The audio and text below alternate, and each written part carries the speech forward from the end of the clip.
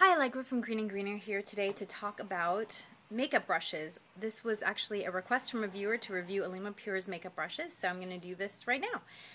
A quick note about all of Alima Pure's brushes is that they are all vegan, so they are made with synthetic fibers, and they are incredibly, incredibly soft, all of them. They are the best synthetic brushes I've ever felt personally. So, a really important part of your makeup arsenal is number 25. They have these little numbers at the bottom. Number 25, which is their foundation brush. I like it because it's really dense, meaning it will pick up a lot of powder to give you nice coverage. You can see the difference between the foundation brush and the blush brush in terms of how many more bristles there are. And look at this brush, which I'll talk about in a second. See how I can push it down? This one is really, really dense, so gives you great coverage. Kind of feels like a kabuki brush sort of feel. The next brush I use, and if you look at my makeup tutorials, you can see how I actually use these brushes in application, but is their Kitten brush, number 23. This is great for bronzer because it has a lot of space here, so it won't pick up too much powder. Bronzer, less is more, so this just gives you a nice sweep of color, but it won't make you look, you know, clowny. And it's also great for stippling on blush, so if you like to do the stippling move rather than brushing, this is a great brush to use. Their traditional blush brush, you can kind of see the difference. This one doesn't have as many bristles as the foundation brush, but it's not as spacey as the Kitten brush. Their blush brush is number 17, and this is what I use for blush for a traditional application. If you want a light application of color, kind of just a flush of blush, you can use the Kitten brush. A lot of people like to use that.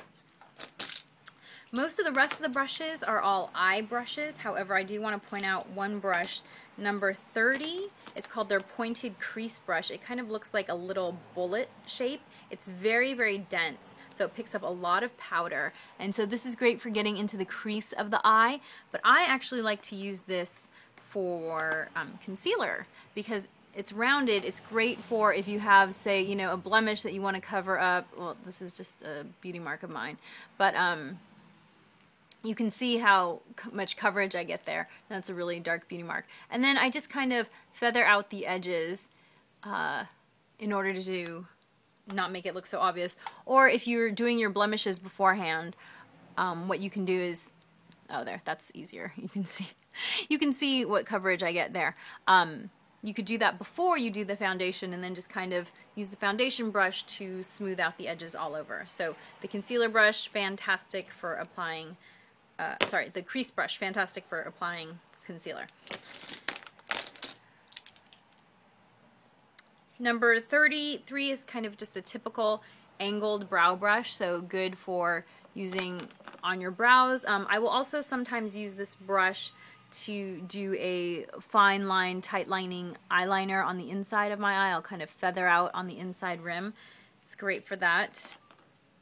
Number 31 is a good brush if you want to apply the powder as eyeliner, so you could use it wet or dry. You can use all of these brushes in theory wet or dry, but this one for eyeliner. Number 35 is a good size brush for eyeshadow, so when you're applying, say, color in certain areas. You could also use this one and number 31 for highlighting. You can kind of see the difference in size right there. I actually use number 31 for when I'm putting the highlighter at the tips of my eyes and then at the brow bone. So nice for that. And then the two other brushes that are for eye are kind of the large sweeping brushes. The fattest one is number 37. So this is good for all over sweeping of eye color. You might also use it like down the tip of your nose if you're doing highlighting there, or if you're doing any sort of highlighting on the rest of your face to initially apply the color. You wouldn't want to blend with this brush per se, but just for general sweeps. And it's not so dense, so it will be really gentle with how much powder it'll pick up. And then kind of more traditional shape eyeshadow brush. See how it's kind of, I guess, a kind of oval shape versus this one, which looks more like a painter's brush. So this one is great for doing all over sweeps on the eye as well. And that one is number 39. So those are all of the Alima Pure brushes. The one brush that I feel like is missing is a fine tipped eyeliner brush, and I carry 100% Pure's brush for that.